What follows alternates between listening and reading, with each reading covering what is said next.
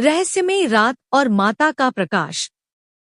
चोटिला के एक छोटे से गांव में एक बुजुर्ग कारीगर मंगल भाई रहता था। वह अपनी कला के लिए प्रसिद्ध था, जो माता चामुंडा को समर्पित मूर्तियां और छोटे छोटे ताबीज बनाता था। लेकिन एक दिन उसकी आंखों की रोशनी धीरे धीरे कम होने लगी। डॉक्टरों ने कहा कि उसकी आंखों का इलाज असंभव है।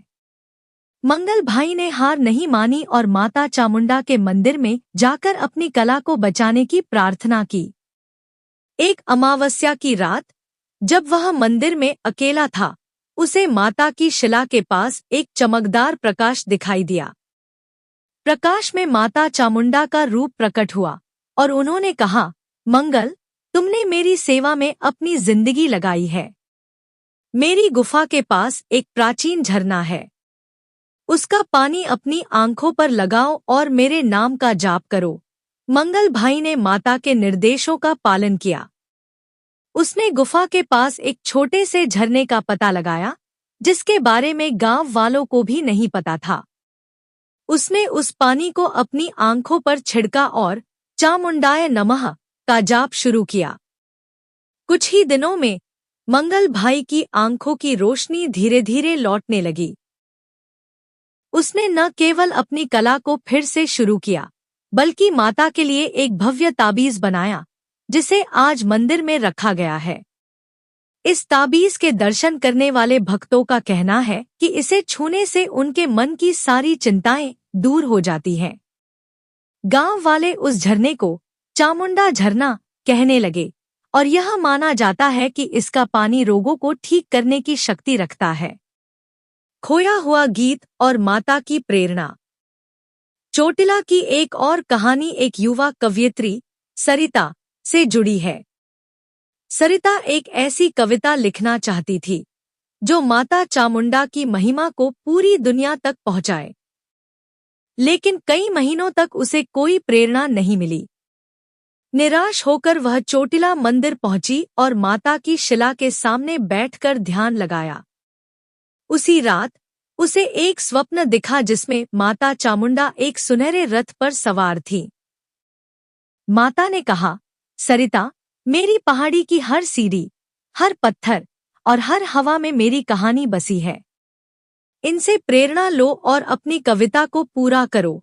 सपने में सरिता को एक मधुर भजन की धुन सुनाई दी, जिसके बोल माता की महिमा का बखान कर रहे थे।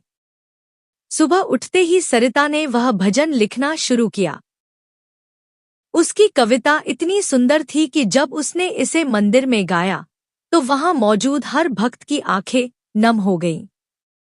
उस भजन को चामुंडा स्तुति का नाम दिया गया और आज यह चोटिला में हर नवरात्रि के दौरान गाया जाता है। सरिता की कविता ने न केवल माता की महिमा को फैलाया, बल्कि उसे एक प्रसिद्ध कवयित्री के रूप में स्थापित किया।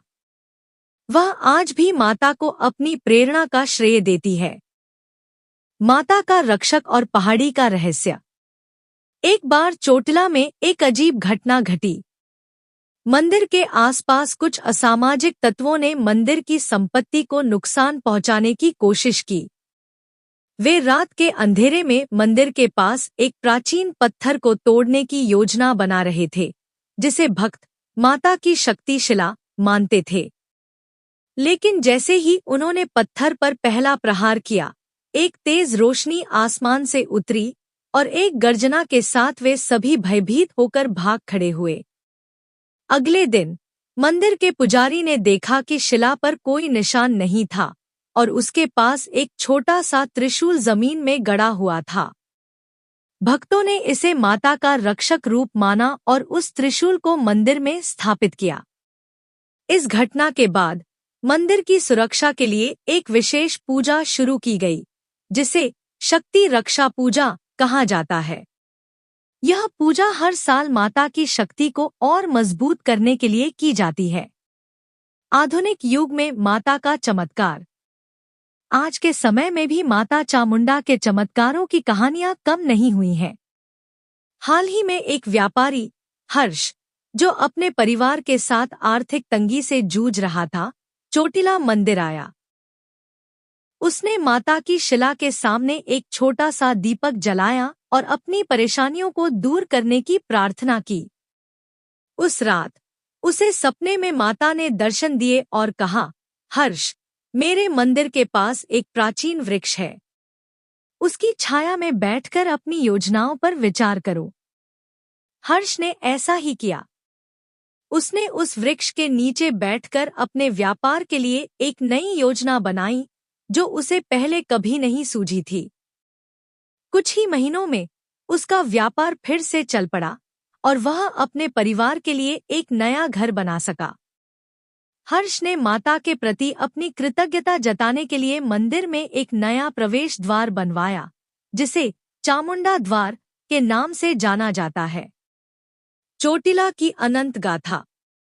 चोटिला चामुंडा माता का मंदिर एक ऐसी जगह है जहां हर भक्त अपनी कहानी के साथ आता है और माता की कृपा लेकर जाता है। चामुंडा झरना, माता का द्वार, शक्ति शिला और चामुंडा स्तुति, ये सभी इस स्थान को एक जीवंत तीर्थ बनाते हैं।